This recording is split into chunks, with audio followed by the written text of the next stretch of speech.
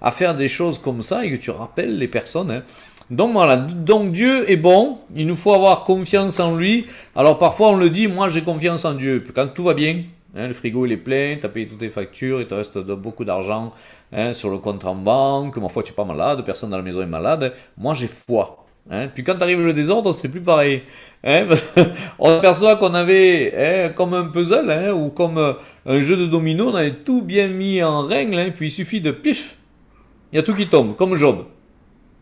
Hein, voilà. Et puis on s'aperçoit là, est-ce qu'il y a une véritable foi ou est-ce que vraiment c'était simplement la somme hein, de choses gratifiantes dans notre vie qui nous ont dit j'ai la foi. Regardez ceux du monde, hein, ils vivent de grandes bénédictions, est-ce qu'ils ont la foi? Non. Donc on peut construire humainement des choses où ça qui nous semble carré, fonctionnel, hein, mais il n'y a pas Dieu dedans. Ce n'est pas la foi.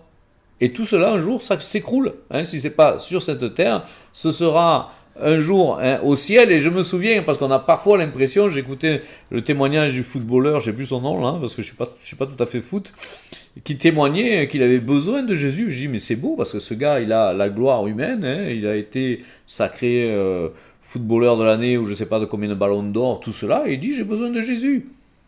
Hein, donc c'est une fausse sécurité, il est millionnaire, hein, il dit, non, mais j'ai besoin de Jésus. Et je me souviens une fois, hein, parce que pour voir un peu les faux appuis qu'on peut avoir parfois, hein, je me souviens une fois de faire une réunion à l'ONU, à Paris, et donc il y avait beaucoup de représentants de tous les gouvernements, et donc on nous appelait voir si on pouvait faire une réunion pour leur parler bien sûr de l'évangile, hein. On ne va pas là-bas faire de la politique, de toute façon j'y comprends rien, hein, mais on allait parler de Jésus. Bon, finalement ça ne s'est pas fait, mais quand on a parlé avec l'ambassadrice qui était là, elle nous a dit, elle était chrétienne, elle. Hein. Elle nous a dit, mais vous croyez que quoi? Tous là, ils tremblent pour leur vie. Ils ont tous peur d'un coup d'État, ils ont tous peur d'un attentat, ils ont tous peur de se faire tuer. Alors tu peux être habillé avec des costumes à 4-5 000 euros, tu peux rouler la voiture avec chauffeur et garde du corps, tu peux avoir des belles propriétés, avoir de l'argent, mais intérieurement tu trembles. Intérieurement tu trembles, parce qu'il n'y a pas Jésus. Et tu as peur de tout perdre. Nous on peut tout perdre, il nous restera toujours Jésus. On ira toujours au ciel, même si on perd tout. Hein, donc il nous faut absolument nous centrer sur Jésus dans cette vie et ne pas nous tromper de cible. Alors bien sûr, Dieu n'est pas contre les richesses, il n'est pas contre... Moi j'aimerais être millionnaire, hein. Je ferais plein d'orphelinats, je ferais plein de trucs super. Hein, bon, je ne suis pas, peut-être un jour, hein, si Dieu décide. Mais voilà, donc il nous faut vraiment nous centrer sur Jésus-Christ, et même quand les richesses arrivent, tu n'en as rien à faire, parce que tu as Jésus, et c'est Jésus le principal. Ça, on te l'enlèvera jamais. Mais il nous faut vraiment que notre confiance hein, soit basée hein, sur l'unique, sur le Seigneur, sur celui qui est un, c'est-à-dire Jésus-Christ. Alors, j'avais envie de parler aujourd'hui de la peur, de la crainte, parce que c'est souvent un mot que j'entends et quand je les entretiens, j'ai peur. Oui, mais j'ai peur. Alors, je vais essayer de vous persuader, hein, parce que apparemment Jésus n'est pas réussi à vous persuader, je vais essayer moi, petit bonhomme, de vous persuader que vous n'avez aucune raison d'avoir peur. Je suis ici celui qui devra avoir le plus peur de tout.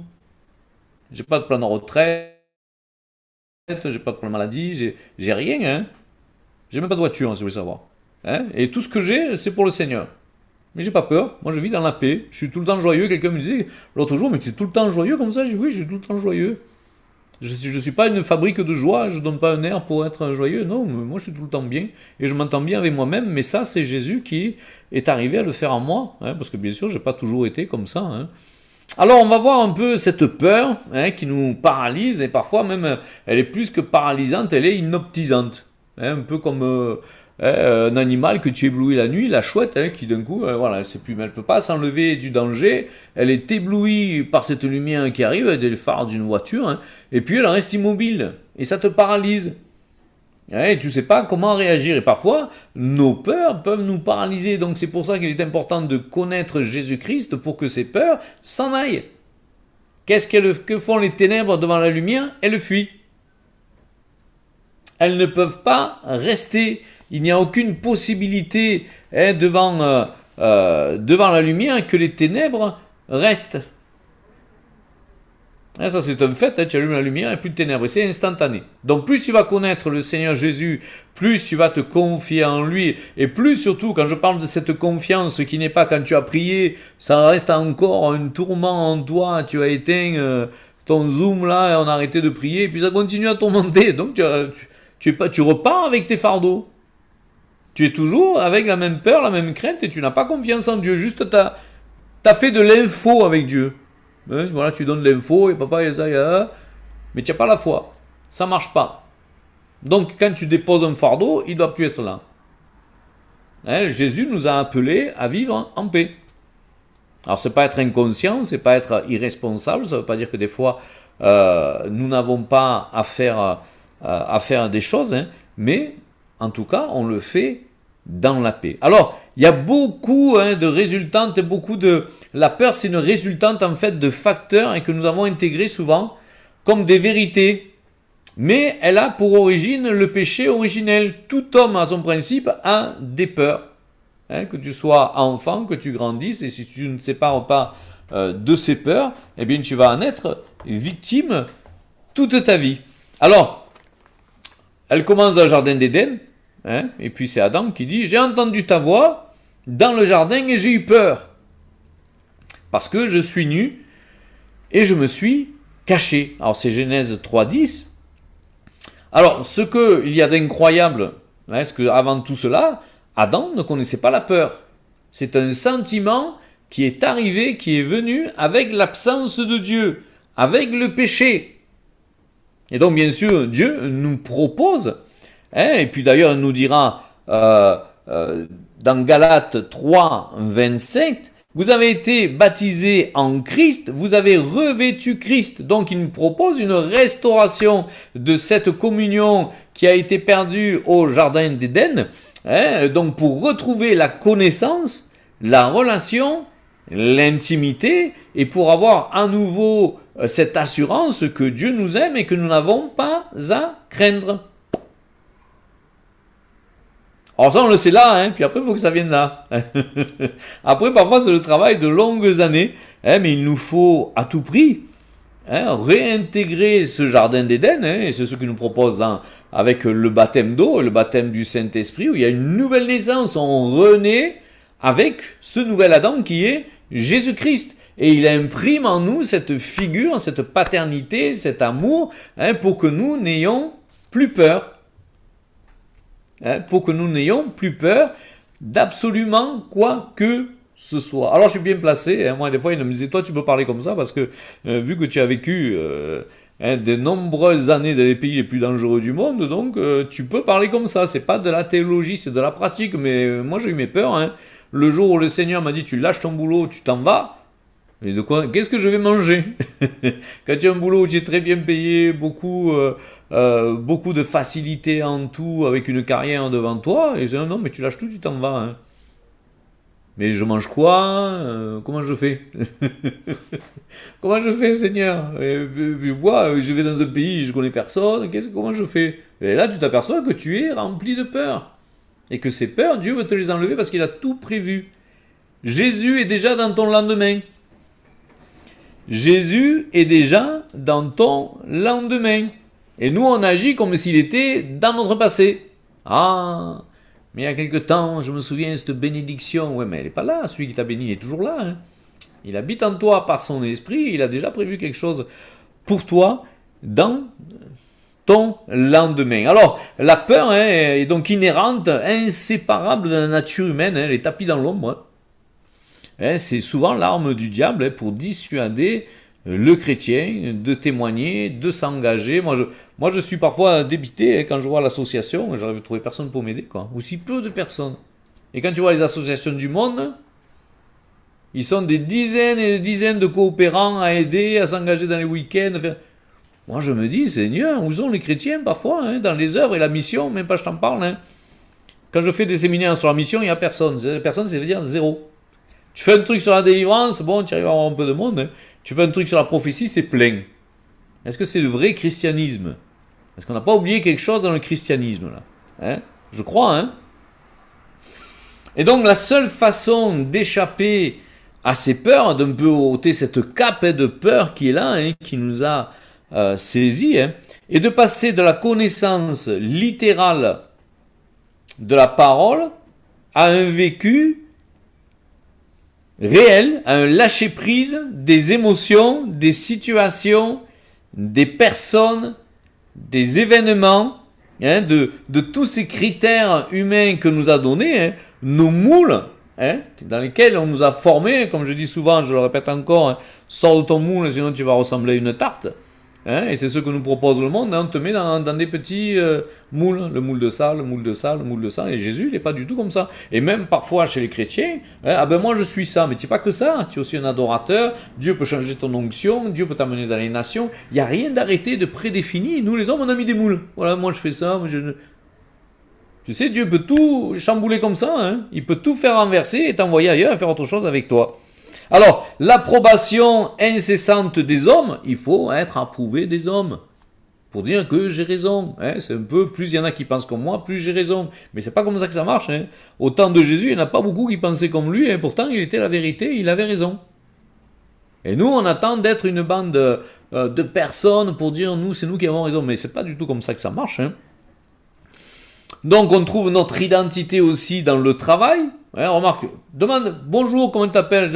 Ah bon, et qui tu es? Eh ben je suis, et dessus on te sort, je suis mécanicien, je suis. Ton identité, c'est pas ton travail. Ton identité, c'est d'être adorateur.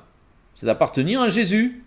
Hein, donc on a des critères que l'on a, qu'il nous faut parfois abandonner hein, dans toute notre vie, parce qu'on a été moulé dans ces critères. Il nous faut à tout prix briser cela. Alors, moi, je dirais qu'inconsciemment, hein, il y a la recherche en nous du paradis, même si on n'est jamais allé, mais il y a un désir hein, de ce paradis perdu avec la création dans notre vie, et dans notre vie, une zone de confort, de sécurité dans laquelle on veut s'installer, hein, parce qu'on veut à tout prix se sentir bien. Alors moi, vous savez, quand moi j'aime bien me sentir bien, hein, j'aimerais bien avoir un beau fauteuil, hein, voilà, tout ce qu'il faut, je l'ai pas, c'est pas grave. Quand je vais en mission, c'est pire. Il y en a qui me disent, ah, tu es douillé quand même. Bien sûr que je suis douillé, c'est pour ça que ça m'est difficile la mission. Quand tu dors pas pendant 10 jours, tu manges mal, tu manges que du riz, tu bois que de l'eau, tu sens les pieds, hein. Il faut que tu tries, il faut que tu filtres avec les dents quand tu bois. T'as pas d'eau froide, il fait 40 degrés, tu n'as que de l'eau tiède. Ça fait plaisir à qui? À personne, hein, tu as du sable plein les narines, à personne, mais tu y vas pour la gloire de Dieu. Et tu vois la gloire de Dieu. Hein, ça fait personne, hein, à moins que tu sois maso et que tu te flagelles en rentrant parce que tu n'as pas encore assez souffert. Hein. Hein, donc c'est pas comme ça que ça marche. Hein. Alors on cherche notre confort, notre sécurité, et dès qu'il y a un moustique qui nous pique, ça y est, réunion de prière, prions. Je suis attaqué par le diable. Moi, quand je me dis tout ce qu'ils ont vécu dans l'Ancien Testament, quand tu lis Paul, tu vois pas de plainte. Hein. Tu vois pas de plainte. Alors en prison, sous les coups de fouet, lapidé, les brigands, les jeunes, la faim, il a tout vécu.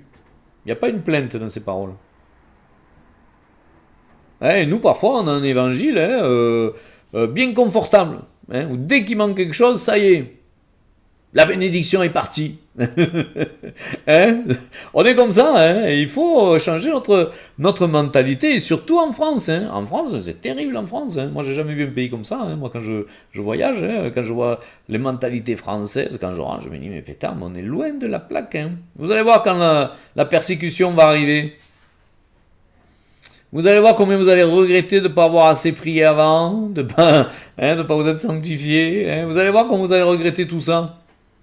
Hein? Donc il nous faut vraiment, c'est maintenant le temps hein, de nous préparer à hein, tout cela. Hein. Alors, on nous apprend à recomposer sans cesse la sécurité. Il faut toujours que tu sois en sécurité. Il n'y a pas de place pour l'insécurité. C'est ça, hein?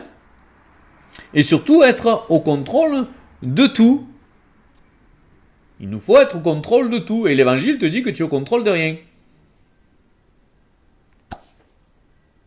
Attendez quand ça va arriver. Alors, il faut vraiment que tout soit clean. Hein, et ça, dans beaucoup, en France, on le voit dans beaucoup. Il te faut un pasteur diplômé. Il te faut surtout des bâtiments. Hein, il te faut un programme bien carré. Et rien, même le Saint-Esprit, ne doit venir ôter tout cela.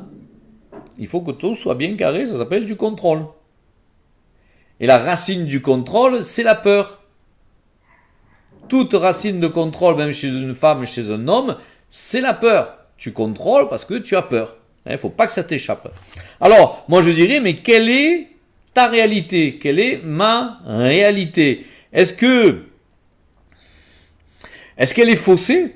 Elle peut être faussée, hein, basée parfois et conditionnée, une réalité virtuelle. Hein. Tu vis dans le faux. Tout va bien, tu adoptes la politique de l'autruche, tant que c'est toi et que toi tu peux embêter, c'est pas grave le reste. Hein. Hein, donc parfois on est dans des réalités virtuelles comme ça. Mais alors est-ce que tu t'appuies sur l'invisible, hein, sur Jésus, son royaume, ses promesses, son plan? Est-ce que tu t'appuies sur ça et c'est ton focus? Est-ce que tu avances là-dedans, sur l'invisible, ou est-ce que tu avances sur le visible, hein, le monde? Ces agents avec ces mauvaises nouvelles qui nous sont envoyées tous les jours. Hein? Alors, et puis, pire encore, ces agents non officiels. Hein, il était en plein sur TikTok. Hein, moi, j'écoute même plus. J'écoute 10 secondes, j'ai compris d'où il vient. Hein, qui jouent les mi-devins, hein, les mi-enchanteurs, les mi-sages. Il a toute la connaissance. Le gars, le seul problème qu'il a, c'est qu'il n'a pas Dieu. Donc toutes ces prédictions, là, toutes ces devinettes et tout ça, allez, balaye-moi ça. Tu vis que dans la peur et dans l'angoisse. Tu vois la tête du gars, tu te dis... Et les chrétiens, ils écoutent ça. Et ils vivent, ils s'abreuvent de ça, et ils oublient Dieu aussi. Parce que dans le parole de gars, il n'y a pas un seul mot de Dieu. Il n'y a aucune parole d'espérance. Et à la limite, il est plus dangereux que les médias officiels. Hein. Parce que lui, tu arrives à croire qu'il va dire des vérités. Et c'est les mêmes. Ils ont juste changé le costume, hein. C'est le même. Voilà, donc on peut être paralysé par la peur. Hein. Et il y a un principe qu'on doit savoir et adopter, c'est ce de quoi je me nourris, c'est ce qui me dévore. Si tu te nourris d'angoisse, de mauvaises nouvelles, ça y est, c'est la fin du monde. Et alors, Jésus aussi, il sait que c'est la fin du monde. C'est même marqué dans la Bible, il t'a donné les détails, le listing, comment ça doit arriver. Parce qu'il était soucieux. Vous avez vu, vous, Jésus, soucieux, avoir peur, être dans la crainte. Et Dieu, vous l'avez vu, lui, quand il s'adressait à Dieu, hein, le Père qui répond, oui, j'ai peur, comment faire maintenant? Non. On est loin, hein. On a un petit évangile, hein, parfois. Hein. Hein, on s'attache à ce qu'on peut faire avec des dons, mais tes dons ne te servent à rien au ciel. Hein. Il y a qui tu es qui va monter au ciel. Il y a ton adoration qui va monter au ciel. Il y a qui tu es aujourd'hui. C'est ça qui va monter au ciel. Tes dons, balayé, hein. Allez, rentre, serviteur inutile. Ah bon, mais toute ma vie j'ai travaillé, tu es inutile. Allez, de toute façon, c'est toi, ça aurait pu être un autre. Hein. Donc, il nous faut vraiment être comme Dieu et lui aussi. Donc, ce avec quoi je me nourris, et ce qui va me dévorer, si tu te nourris d'adoration, de confiance en Dieu, hein, d'espérance dans ses promesses, si tu te nourris du Saint-Esprit, tu vas voir que tu vas être bien différent hein, que si tu te nourris hein, des charlatans et des mi-devins, là, des mi-enchanteurs là, qui nous passent et qu'on écoute. Hein. Hein, ou parfois la pensée qui te harcèle que ça y est. Hein. Donc les peurs, en fait, ce sont des miroirs cachés qui révèlent qui nous sommes réellement. Hein, comme je vous dis, quand tout va bien, hein, dans la foi, hein, moi quand j'étais en France et que j'avais mon boulot et tout, tout allait bien, Jean-Paul, tu as la foi, moi, 100%. Et puis quand tu lâches tout et que tu n'as plus rien, alors tu as la foi, oui, mais voilà, ça descend un peu. Alors ça dépend de qui tu écoutes. Hein. Une fois, on passait des Bibles, je ne vous dirai pas quel pays, mais on passait des Bibles dans un pays islamique, donc en pleine guerre. Hein. C'était pas un pays où tu vas maintenant à Dubaï. Hein, ou au Qatar. C'était un pays islamique avec des assassinats comme on entend parler et on a entendu parler il n'y a pas longtemps. Et donc moi on avait des Bibles pleines de sacs, des vidéos, hein, c'était pour les églises cachées. Hein. Et puis il y avait un gars avec moi là qui était là et et il s'assoit à côté de moi dans l'avion, il n'y avait personne dans l'avion, personne ne voulait aller dans ce pays, hein, ça tirait dans tous les sens, ça te coupait à la machette, c'était que du terrorisme. Et donc il commence à me communiquer ses peurs, tu te rends compte de Jean-Paul, et puis là, et à la frontière, si on nous arrête, et moi qui avais la foi, je suis tombé niveau -5, température du corps -15, j'étais blême, hein. Je suis arrivé à la frontière, je dis c'est bon, je balance tout le monde, hein. Voilà, lui c'est le responsable, l'autre il est là-bas, l'église elle est là. Mais le gars il m'avait communiqué ses peurs. Hein. Qui on va écouter, la voix de Dieu ou la voix de ceux qui te communiquent les peurs? Alors finalement ça s'est bien passé, on a réussi à passer la frontière, à rentrer dans les églises à s'infiltrer dans le pays, rentrer dans les églises, à distribuer les vidéos, les Bibles, tout ça, à faire les séminaires, puis on est reparti. Quand il a fallu y retourner, toi, tais-toi, muselle-toi, va t'asseoir là-bas. Hein, et puis je suis allé tranquillement, je traversé la frontière tranquillement, comme si je me déplace dans n'importe quel pays d'Europe, ben, sans aucune crainte et sans aucune peur. Je connais mon Dieu. Et j'écoute la voix de mon Dieu, pas la voix de ses agents. Voilà, alors ce sont des miroirs cachés qui révèlent en fait qui tu es à l'intérieur de toi. Si tu te crois fort, tu vas voir que le Seigneur, il va vite te mettre dans une situation où tu te dis, mais je suis encore bien faible. Et tout ça, c'est Dieu qui l'a fait au travers de moi. Alors, sans masque, nos points faibles, au-delà de l'image que parfois on veut refléter, si on a encore des images à vouloir faire voir. Et ces peurs, en fait, elles nous mettent à nu. Et parfois, le Seigneur a un long travail dans la confiance à faire en nous. Il doit revenir des années à tout ce qu'on a construit pour surtout ne pas avoir peur de ce blocos dans lequel on est enfermé. Le Seigneur, lui, il veut te dégager de ce blocos-là. C'est lui ton bouclier. C'est pas tes sécurités humaines. Une sécurité humaine, du jour au lendemain, il te vote trois lois, c'est fini. Tu n'as plus aucune sécurité humaine. C'est Jésus qui reste. Alors la question n'est pas de dire je n'ai pas peur, mais de la confronter avec Jésus. Ça ne veut pas dire qu'il n'y a pas de problème dans le monde où l'on vit, mais tout ça, il faut le confronter avec Jésus. Tu vas voir que Jésus va être ta solution. Et c'est lui qui va nous aider à vaincre. Il nous assurera la prochaine victoire. Parce que tu l'as vécu une fois avec Jésus, tu vas le revivre encore. Et tu vas revivre certainement encore les mêmes problèmes, mais le Seigneur va te donner de passer ces problèmes. Tu les as déjà vécus. Tu sais combien le Seigneur peut t'aider. Alors l'expérience vécue et gagnée est le tremplin pour les victoires de demain. Je fais des rimes, vous avez vu. Les victoires vécues et gagnées est le tremplin pour des victoires de demain. Donc il nous faut passer parfois par des moments d'insécurité pour construire cette sécurité avec Jésus. Pourquoi Jésus fait ça? Pourquoi veut-il nous libérer de nos peurs? Parce qu'elle est un outil de manipulation de la part de celui qui est l'instigateur. Elle est un outil de manipulation de la part de celui qui en est l'instigateur. Et Dieu ne veut pas que tu sois manipulé. Il veut que tu sois libre. Luc 1, 7, 4. 1,74, c'est plus beau. Luc 1,74. Pour nous permettre, après que nous soyons libérés de la part de nos ennemis, de le servir sans crainte. Luc 1,74. De nous permettre, après de nous avoir libérés de la main de nos ennemis, de le servir sans crainte, c'est-à-dire avec hardiesse et audace. Donc, c'est-à-dire que la crainte va freiner ton hardiesse et ton audace. Alors, la peur, nous allons la ressentir lorsque nous allons sortir de notre zone de confort. Dès que tu sors de ta zone de confort, c'est comme si l'homme il avait besoin, c'est une pieuvre, il est accroché de partout, surtout il ne faut pas décrocher un bras, sinon tu vis dans la peur. Et donc, dès qu'on va sortir de cette ligne de confort et rentrer en zone inconnue, la peur est là. À moins que tu aies vécu auparavant avec le Seigneur Jésus et que tu sais qu'il est tout le temps avec toi. Et l'inconnu alimente la peur. Le lendemain, la connaissance de Dieu nous sécurise et nous procure la paix. L'inconnu alimente la peur. Le lendemain, et la connaissance de Dieu nous sécurise, nous procure la paix. Et je ne sais pas si vous avez remarqué, parfois on a plus de sentiments de peur que ceux que le problème est grand.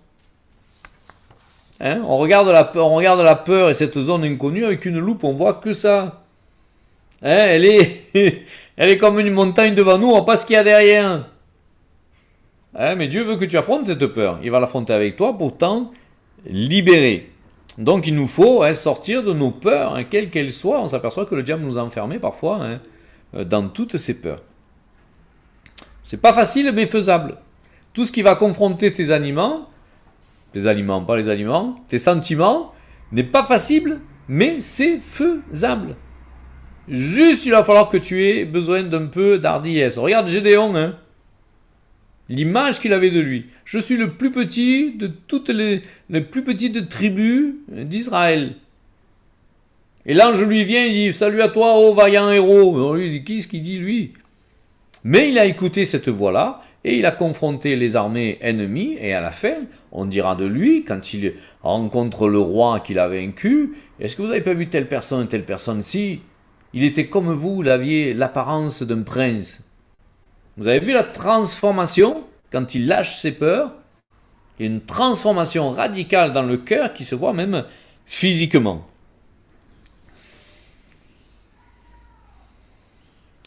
La peur commence par les pensées et une projection de l'avenir, souvent, que nous considérons comme incertain, car nous imitons, nous omettons de cet avenir principal, celui qui doit être sur notre vie, c'est-à-dire Jésus-Christ. On a omis le principal concerné de notre avenir, c'est-à-dire Jésus, donc on a peur.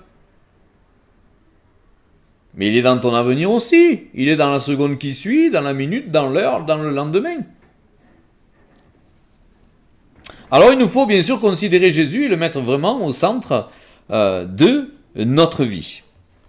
Alors il faut arrêter de contrôler à tout prix. Il nous faut vraiment rentrer dans cette confiance avec Dieu. Alors, Jérémie 29, 11.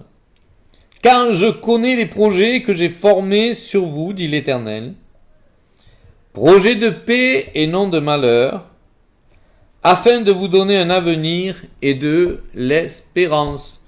Donc c'est Jérémie 29, 11. Alors Jérémie dit ça, Jérémie, il a vécu des situations plus que difficiles. Dieu l'a envoyé vers un peuple rebelle et il dit non mais vas-y, ils vont te faire la guerre, mais ils te vaincront pas, mais ils vont te faire la guerre. Alors il a eu la faim, il a été jeté dans un puits, il a été ridiculisé, et pourtant c'est de sa bouche que sortent ces paroles de la part de Dieu, parce que j'ai un avenir pour vous de paix. C'est quand même, mais Dieu c'est pareil avec nous, parfois on peut traverser des difficultés, mais le Seigneur te dit non mais regarde devant, j'ai pour toi un avenir de paix. Donc c'est pour ça que je parlais en fait de passer du littéral à la pratique, de l'intellect au cœur, de la foi du diable à la foi de Dieu. Il nous faut à tout prix changer notre façon de penser et guérir nos sentiments en sachant que Dieu a toujours raison et Dieu sera toujours près de toi. De là, il faut qu'il fasse le voyage jusqu'à là. Et parfois ça prend des années. Mais le Seigneur y arrive généralement. Alors pourtant, combien de fois Dieu nous parle dans la Bible de son omniscience, de sa fidélité, de son amour. Combien de fois Dieu nous en parle? On va prendre le psaume 139, du verset 1 à 18. Psaume 139. Du verset 1 à 18.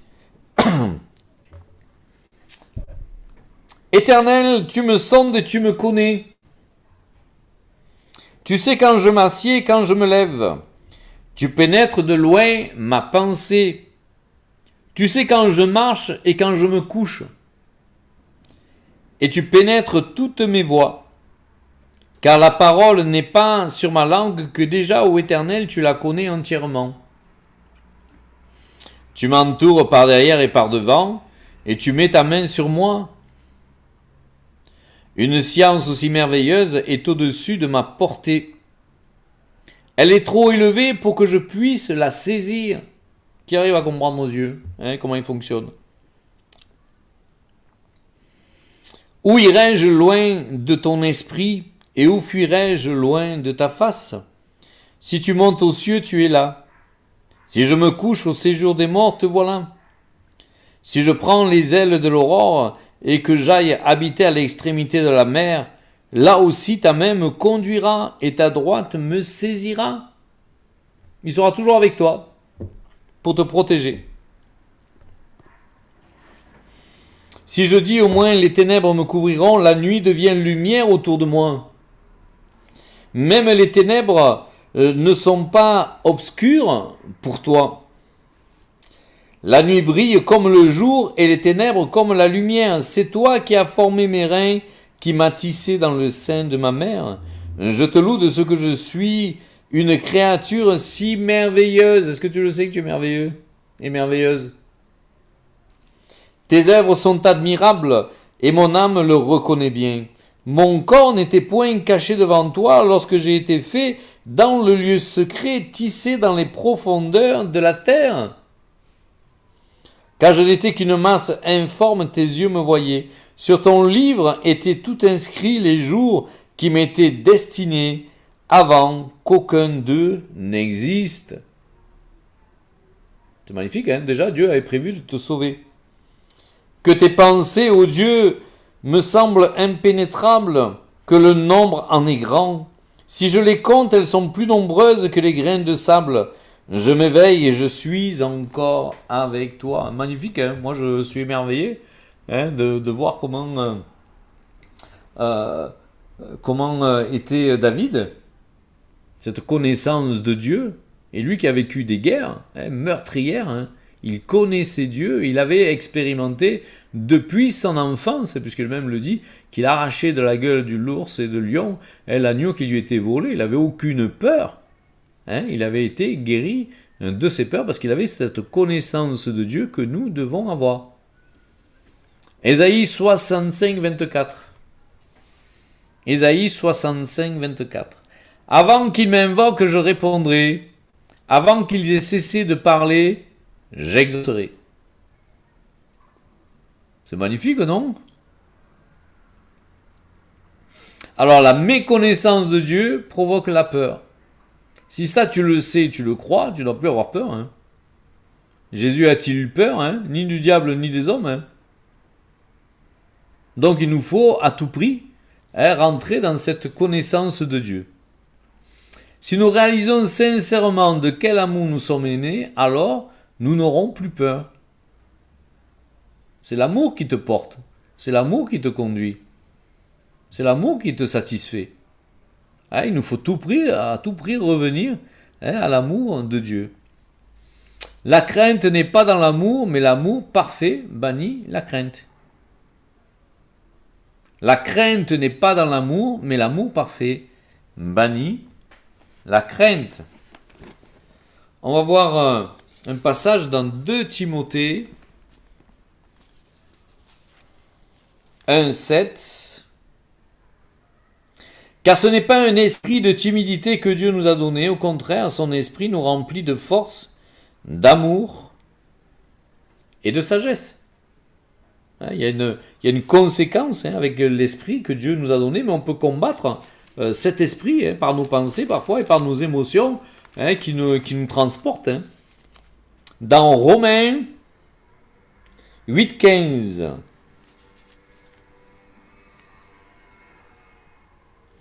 Et vous n'avez point reçu un esprit de servitude pour être encore dans la crainte. On fait une relation avec la servitude et la crainte. On fait une relation parce que la crainte t'amènera toujours à la servitude et la servitude t'amènera toujours à la crainte. Mais vous avez reçu un esprit d'adoption par lequel nous crions Abba, Père. Donc quand tu sais que tu es enfant de Dieu, mais je parle d'une connaissance là, donc que Dieu est ton Père, il n'y a plus cette crainte qui est là. Alors on s'aperçoit qu'on a beaucoup de choses à laisser tomber. Donc c'est un esprit qui s'oppose quand on lit ça. On te parle d'esprit de crainte et d'esprit de servitude. On te parle de l'esprit de Dieu. Donc c'est un esprit qui s'oppose à toi. Comme la haine s'oppose à l'amour, la faiblesse à la force, la folie à la sagesse. Donc de quoi est-ce que tu te nourris? Et qu'est-ce qui va grandir en toi? Il faut croire en Dieu plus qu'au diable. Tout le monde va dire, bien sûr, oui, mais est-ce qu'on le fait? Est-ce qu'on le vit? Donc il faut croire en Dieu plus qu'au diable. La peur est le signe que nous ne sommes pas encore morts à nous-mêmes. Nous craignons encore pour notre vie, nous craignons encore pour notre bien. Regardez, tous ceux qui perdent tout, du jour au lendemain, une guerre éclate, ils sont tous sur les routes, ils ont tout perdu. Ils sont dans des situations beaucoup plus critiques, certainement, que ce que nous, souvent, nous pouvons vivre. Et pourtant, ils reconstruisent avec le Seigneur Jésus. Hein. Et Jésus, c'est que Jésus n'est pas encore au centre totalement de nos vies. Il y a un abandon total, hein. Même Jésus le dit, celui qui n'a pas abandonné à cause de moi, père, mère, maison, n'est pas digne de moi. Alors des fois, il nous laisse construire, hein. Moi le Seigneur m'avait laissé construire une bonne carrière, hein. Tout ce qu'il faut, et puis il dit, maintenant tu lâches tout. Alors j'ai tout lâché, j'ai rien lâché en même temps, tout ce que j'avais c'est lui qui me l'a donné. J'ai fait que rendre, hein. C'était à lui. Hein. Donc il nous faut à tout prix rentrer dans cet abandon total. Hein. Et parfois nous sommes encore esclaves du diable dans certains domaines de nos vies. Parce que nous ne suivons pas totalement l'évangile et que nous sommes point encore totalement entre les mains de Dieu. Dans Job 12:10, il est dit, il tient dans sa main l'âme de tout ce qui vit, le souffle de toute chair d'homme. Alors on sait les souffrances de Job, il a tout perdu, hein. Maison, enfant, lui il avait vraiment, il était malade. Il était terrible ce qu'il vivait, il n'avait pas comme nous, hein, il ne prenait pas un cachet ou on ne te mettait pas une perfusion pour que ça passe. Hein. Et encore il dit, il tient dans sa main l'âme de tout ce qui vit, le souffle de toute chair d'homme. C'est magnifique, non? Une telle foi. Alors, on va encore affermir cette vérité de Dieu dans notre vie, hein, par des passages bibliques, et on voit, je pourrais citer des passages toute la journée, hein, où Dieu nous dit de faire confiance, à quel point il est là. Hein. Alors, il est le bouclier de nos vies, dans 2 Samuel 22:3. Mon bouclier est la force qui me sauve. Hein, 2 Samuel 22:3. Le psaume 84:9. Toi qui es mon bouclier, vois, ô Dieu. Psaume 84:11. Car l'Éternel est un soleil et un bouclier. Il te rend lumineux. Psaume 3:3. Mais toi, Éternel, tu es mon bouclier. C'est David qui parle. Hein. Proverbe 30, verset 5. Il est un bouclier pour ceux qui cherchent en lui un refuge. Alors des fois, je me dis, mais combien de fois le Seigneur doit nous répéter les choses pour qu'on les intègre et qu'on y croie, hein. C'est quand même fou. Hein. Psaume 18:2, mon bouclier, la force qui me sauve. Et j'aurai encore quantité de passages. Le psaume 115, verset 9. 2 Samuel 22, verset 31. Psaume 18, verset 30. Psaume 28, verset 7. Psaume 7, verset 10, Proverbe 2, verset 7, Psaume 33, verset 20, il veut vraiment nous persuader. Hein. On ferait des copies comme ça, on rendrait ça à l'école, on dirait non trop de répétition, 0 en devoir. Et lui, il nous le répète, il nous le répète, il nous le répète. Hein. Tu me donnes le bouclier de ton salut, dit le psaume 18, hein, au verset 36. Tu me donnes le bouclier de ton salut. Donc il y a une protection qui vient avec le salut. Ceux qui venaient nous atteindre, quelqu'un me témoignait là, il y a quelque temps, que depuis qu'elle s'est fait baptiser, il y a beaucoup de choses qui ne viennent plus l'atteindre. Beaucoup de persécutions qu'elle vivait dans sa vie, elles sont finies. Et les gens la fuyaient, et ceux qui restaient la persécutaient. Et maintenant, les gens, ils m'aident. Je ne demande rien et ils m'aident. C'est quand même étonnant, non? Et parce que Jésus est devenu son bouclier. Alors pourquoi craindre? Pourquoi avoir peur? Hein? Et quelle est cette folie qui est dans notre cœur, hein, où on a encore des peurs et des craintes en sachant que Jésus est là? On ne veut pas mourir alors qu'on sait que c'est mieux là-haut. Et on s'accroche inexorablement à la vie. Hein, on veut tout gratter, on est bien accroché comme ça. Hein, et puis, mais non. Si on s'en prend à ta vie un jour et que tu dois mourir, ben meurs, va au ciel. Hein? Alors je dis pas de provoquer la mort pour... non, c'est pas ça. Hein, on n'est pas des terroristes. Hein. Mais arrêtons de vouloir garder notre vie, parce que si on la garde, on la perdra. C'est clair, hein, Jésus le dit. Hein. Si on la garde, on la perdra. Et c'est plus qu'un conseil. Hein, c'est même un ordre dans Philippiens 2:5. Ayez en vous les sentiments qui étaient en Jésus-Christ. Jésus n'avait pas peur. Hein. Alors la peur paralyse, elle peut te faire perdre ta destinée. Imaginez Abraham, hein, quand il y va, quitte ta parenté, je te montrerai le chemin et je te dirai où tu dois aller. Imagine, non, non, non, moi je reste. Hein. Non, non, non, moi je sais pas où je vais, il me faut un plan concret.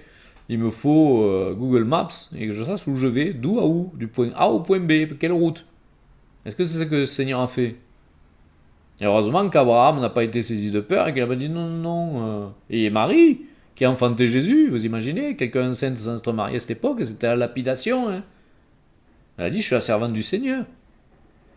Mais sinon, ben, il y aurait eu un Jésus, il serait venu par quelqu'un d'autre. Hein. Mais je veux dire, elle n'a pas écouté les peurs et tout ce que la société de l'époque pouvait lui dire. Hein. Elle a risqué sa vie. Hein.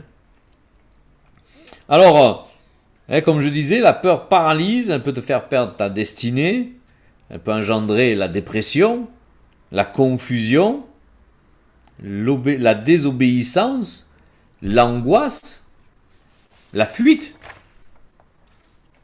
Hein? Donc si tu fuis Dieu, hein, à cause de tes peurs, comme il a fait Adam, hein, et comme il a fait Ève. Hein. Donc voilà, alors la Bible ne reflète pas toujours la pensée de Dieu, hein, mais elle nous enseigne aussi sur les péchés et les peurs des hommes. Hein, tout ce qu'il y a dans la Bible, hein, ce n'est pas la pensée de Dieu. Hein, j'espère qu'il y a longtemps que vous l'avez compris. Hein.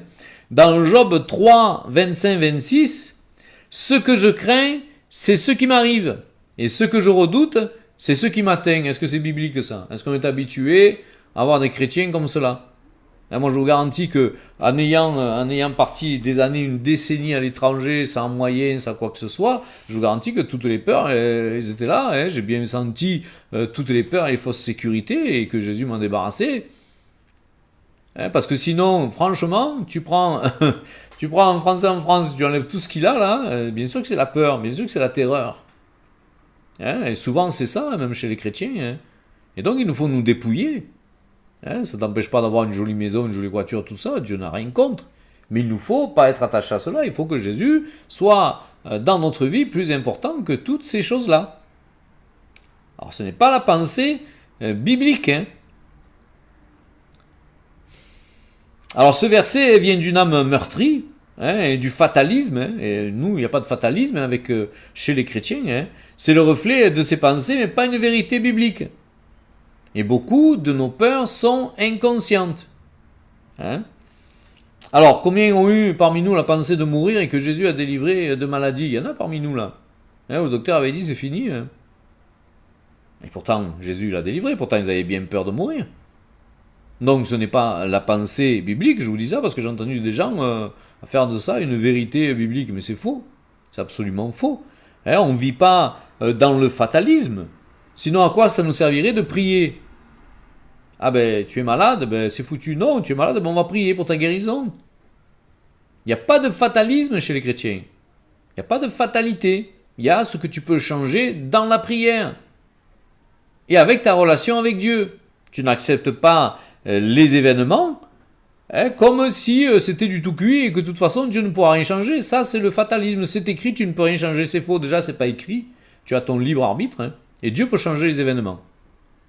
Voilà. Le fatalisme, c'est souvent lié à l'islam. Hein. Inch'Allah. Ça se passe comme ça. Dieu l'a voulu. Et que ça soit la pire des choses, ah ben Dieu l'a voulu. Ben ouais, ben ton Dieu, c'est pas le mien. Parce que mon Dieu, moi, il est mort à la croix pour moi. Pour changer justement ce que le diable avait posé sur ma vie. Donc, il nous faut à tout prix changer de mentalité. Et le fatalisme est une doctrine, une attitude... qui veut dire on ne peut rien modifier dans le cours des événements et ils sont fixés par Dieu. Dieu a choisi pour toi le malheur. C'est bien connu. Hein, toi tu as un enfant, tu souhaites pour lui le malheur. Parce que c'est ça le fatalisme. Hein. Il arrive, ah ben c'est pas grave, Dieu l'a voulu. Mais non, c'est pas comme ça que ça marche. Hein. Alors, c'est la paralysie hein, dans la conscience, souvent, hein, les peurs. Hein. Ah ben non, mais ça sera comme ça. Hein. Alors, il faut soupirer auprès du royaume hein, de Dieu, hein, marcher vraiment dans son état d'esprit. Souvent, moi je le dis, hein, mais moi je vois des gens, ils font 2, 3 écoles, ils sont libérés à la troisième parce qu'il y a eu tout ce cheminement de changement de mentalité. Hein, et ta mentalité va faire, ta façon de penser qui est opposée à l'évangile va faire que tu ne reçois pas les délivrances. Parce que tu n'es pas un entre ce que tu crois, hein, ce que tu sais, et ce que tu dis, et ce que tu vis. Tu n'es pas un, il n'y a pas un alignement parfait. Et il nous faut à tout prix avoir cet alignement avec le royaume de Dieu pour vivre pleinement les délivrances. Combien de fois moi j'ai voulu prier pour des gens, ils me disaient non, non, non, mais ça c'est Dieu qui l'a voulu, les enfants paralysés, handicapés. Hein. J'ai dit mais c'est pas possible qu'un père il pense que Dieu veut ça de ses enfants et qu'il va les laisser comme ça quand même. Eh ben si. Donc il nous faut vraiment connaître Jésus, hein, et rentrer vraiment dans ce qui... dans qui il est. Alors on va lire encore quelques passages. Hein. Et puis ensuite on va prier pour ces peurs-là. Proverbe 12, 21. Aucun malheur n'arrive au juste, mais les méchants sont accablés de maux. Vous voyez la différence entre Job, hein, ce que je crains, c'est ce qui m'arrive, c'est pas ce que dit Dieu. Aucun malheur n'arrive au juste, mais les méchants sont accablés de maux. Donc c'est dans Proverbe 12, 21 et dans Proverbe 10, 24. Ce que redoute le méchant, c'est ce qui lui arrive. Ce que désirent les justes leur est accordé. Donc c'est différent, on est loin de Job. Hein. On est complètement loin de ce que Job était en train de dire. On va finir par Ésaïe 43.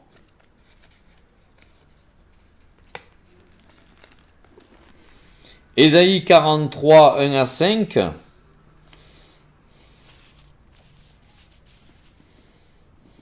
Ainsi parle maintenant l'Éternel qui t'a créé, ô Jacob.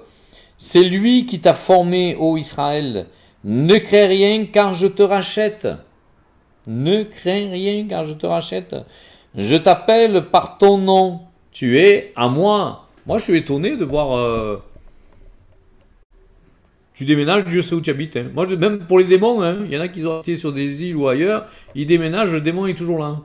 Tu dis, mais comment ils savent l'adresse? Comment ils savent? Non, c'est vrai, comment ils savent où est-ce qu'ils habitent, où ils travaillent, tout ça? Moi, je me suis étonné, je me dis, tiens, ils déménagent, peut-être ils perdent la route. Hein. Pas du tout, mais comme il y a un Dieu, hein, c'est tout de toi. Ne crains rien car je te rachète, je t'appelle par ton nom, tu es à moi. Si tu traverses les eaux, je serai avec toi. Et les fleuves ne te submergeront point. C'est magnifique, hein? Si tu marches dans le feu, tu ne te brûleras pas. Waouh! Et la flamme ne t'embrasera pas. Hein, on a vu ça avec Daniel, hein? Pas dans le livre de Daniel, pardon. Car je suis l'Éternel, ton Dieu, le Saint d'Israël, ton Sauveur. Je donne l'Égypte pour ta rançon, l'Éthiopie et Saba à ta place. Parce que tu as du prix à mes yeux. Parce que tu es honoré et que je t'aime. C'est magnifique. Hein? Dieu qui t'honore, hein? Et il t'aime. Hein? Je donne des hommes à ta place et des peuples pour ta vie. Ne crains rien, car je suis avec toi. Je ramènerai de l'Orient ta race, je te rassemblerai de l'Occident. C'est magnifique, hein? Donc pourquoi craindre, hein? Pourquoi être dans l'angoisse, hein? Moi j'étais de cela, bien sûr, hein? Maintenant merci Seigneur, il a débarrassé de beaucoup de choses, hein? Mais ça se fait dans la pratique, hein? Pas dans l'intellect, ça se fait dans la pratique. Donc il y aura certainement encore des moments de peur ou de crainte, et quand ils sont passés, on s'aperçoit qu'on a eu tort d'avoir peur et d'avoir crainte du Seigneur, hein? Donc on a eu tort de ne pas, plutôt se confier dans le Seigneur et d'avoir mis notre espoir, hein, un peu sur nous-mêmes. Hein. Mais Dieu est le Dieu de miracles. Dieu est le puissant. Il est l'Éternel.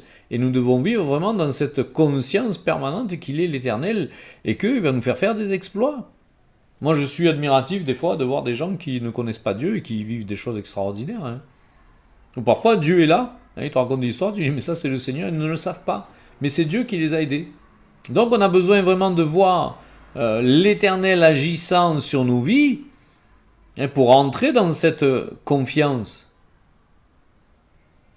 Et de prier en sachant que Dieu a exaucé.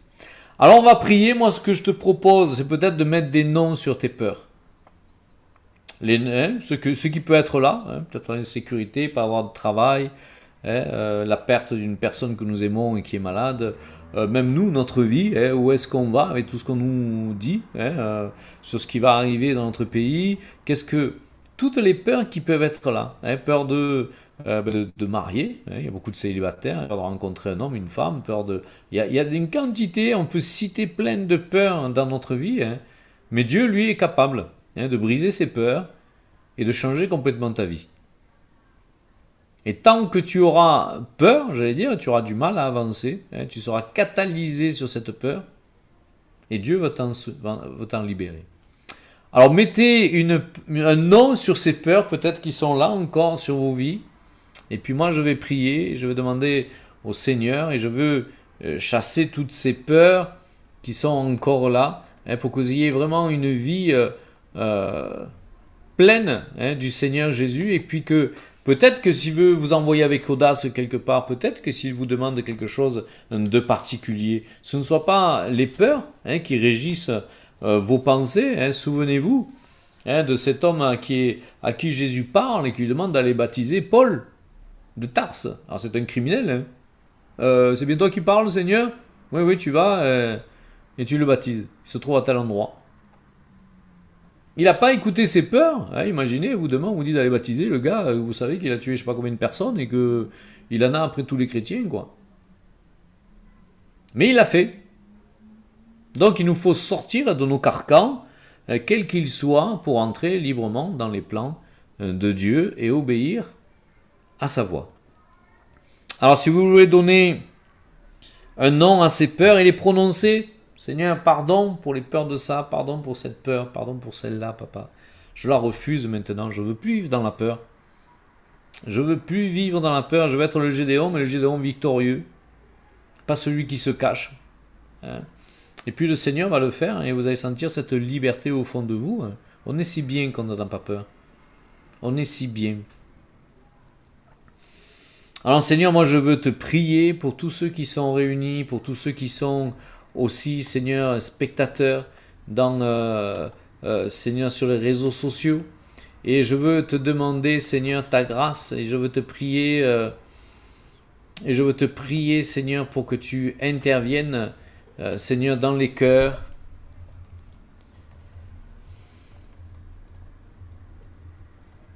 Et je veux te demander, Seigneur, que vraiment il y ait la puissance de ton esprit qui vienne maintenant, Seigneur. Je veux te demander, Seigneur, que la vie de ton esprit soit maintenant, Seigneur, efficace en eux. Que la vie de ton esprit, Seigneur, vienne toucher, Seigneur, leurs émotions, toucher leur vie. Père, dans le nom de Jésus-Christ, tu vois toutes ces peurs qui ont été formulées. Et Seigneur, nous sommes faibles, nous le savons. Nous pouvons, Seigneur, nous perdre dans beaucoup de choses, Seigneur, si toi tu n'es pas là. Et nous avons besoin de ton soutien, Seigneur, et de ta grâce. Nous voulons, Seigneur, marcher selon toi. Nous voulons marcher selon tes préceptes et nous voulons laisser de côté, Seigneur, tout ce qui vient fusiller nos peurs.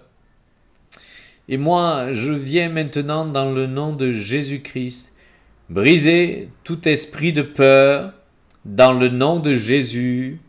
Je veux lier toute œuvre et toute action ennemie dans le nom de Jésus-Christ.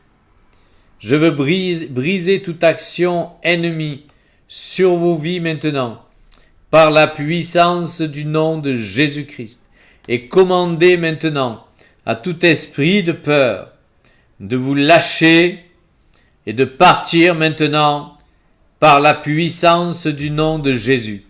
Pardon Seigneur pour ce que nous avons vu, pour ce qui est rentré par nos oreilles et qui nous a gardés dans la peur et qui nous garde encore dans la peur de l'avenir ou dans la peur de décisions que nous avons à prendre. Pardon Père.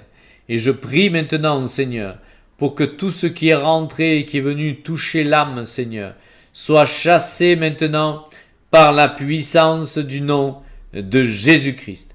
Les peurs s'en vont, les craintes s'en vont, dans le nom de Jésus-Christ. Vous quittez ces vies maintenant dans le nom de Jésus. Vous lâchez prise maintenant par la puissance du nom de Jésus-Christ.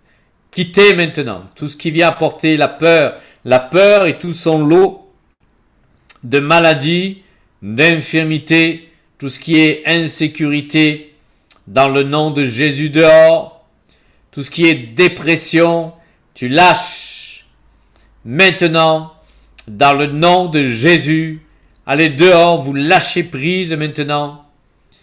Dehors maintenant toute confusion, tout ce qui empêche l'Esprit de Dieu de vous parler, d'agir au travers de vous, tout ce qui empêche l'Esprit de Dieu de se manifester au travers de vous et qui vous rend muet, muette.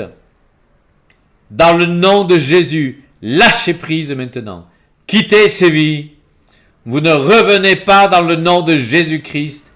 La peur a été vaincue par Jésus-Christ à la croix. Alors vous dégagez de ces vies maintenant. Vous lâchez prise maintenant.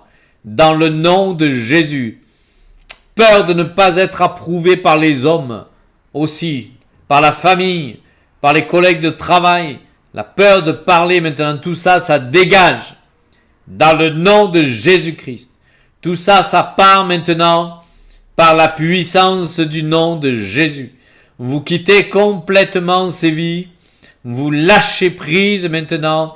La peur n'est plus parce que vous avez reçu un esprit d'adoption qui vous fait dire Abba, Père, et parce que le Seigneur a prévu pour vous un avenir de paix, d'espérance, parce qu'il sait tout de toi. Quand tu te lèves, quand tu t'assieds, quand tu te couches, il est là auprès de toi, il est le bouclier de ta vie, il est ta force, sa force qui te sauve. Maintenant, alors vous dégagez maintenant par la puissance du nom de Jésus. Toutes les peurs, l'incrédulité qui est venue avec la peur aussi s'en va par la puissance du nom de Jésus-Christ. Allez, la solitude s'en va aussi. Toutes ces peurs qui te font rester maintenant seul. Maintenant, tu dégages la peur des autres, la peur des relations, la peur encore d'être trompé. Maintenant, tu lâches prise et tu pars. Tu quittes cette vie maintenant dans le nom de Jésus-Christ. Allez, la peur des hommes, dégage maintenant. La peur de se confronter et de parler en vérité s'en va aussi par la puissance du nom de Jésus-Christ. Allez, vous quittez complètement ces vies. Vous lâchez prise et je te prie, Seigneur, pour que repose sur tous mes frères et sœurs cet esprit de vie, cet esprit de force, que ta présence soit maintenant, Seigneur, tangible, palpable, que ta force, Seigneur, les revête, Seigneur, qu'ils s'éloignent de tous ceux qui viennent les nourrir par leur propre peur. Seigneur, que la peur ne soit plus leur nourriture, mais que, Seigneur, tu sois, Seigneur, leur nourriture. Je bénis ton Saint-Nom, je glorifie ton Saint-Nom, j'exalte ton Saint-Nom, Père, et je dis, Seigneur, que tu règnes au milieu de chacun de nous, par ta puissance, par ton esprit, Seigneur, et que tu lèves cette armée, Seigneur, de vaillants héros, comme tu as levé Gédéon, que tu en fasses, Seigneur, des personnes affermies dans tous les coins de leur vie, tous les points de leur vie où ça manque encore, Seigneur, d'être affermis et que tu les visites avec puissance, Seigneur, pour une nouvelle lune de miel avec toi, Seigneur, pour une présence ineffable, Seigneur, qui va leur redonner la confiance, Seigneur, d'être auprès de toi, la confiance, Seigneur, d'affronter cette vie, la confiance de rejeter, Seigneur, tout ce qui n'est pas de toi et qui les empêche, Seigneur, vraiment de rentrer dans une vie épanouie, Père. Dans le nom de Jésus-Christ. Amen et Amen. Sois béni, Seigneur, pour tout ce que tu vas faire. Sois béni, Seigneur, pour la puissance de ton esprit, parce que tu as dit que tu donnerais ton esprit sans mesure, Seigneur. Aussi, Seigneur, je veux te remercier parce que tu tiens toujours tes promesses, parce que tu entends toujours la prière, Seigneur, et parce que, Seigneur, toute ta volonté, Seigneur, s'accomplit dans nos vies, Père, dans le nom de Jésus-Christ, Papa. Amen. Soyez bénis, Père, soyez bénis maintenant par le Père, par le Fils, par le Saint-Esprit, que vraiment il fasse rayonner sur vous sa face et qu'il vous remplisse de sa paix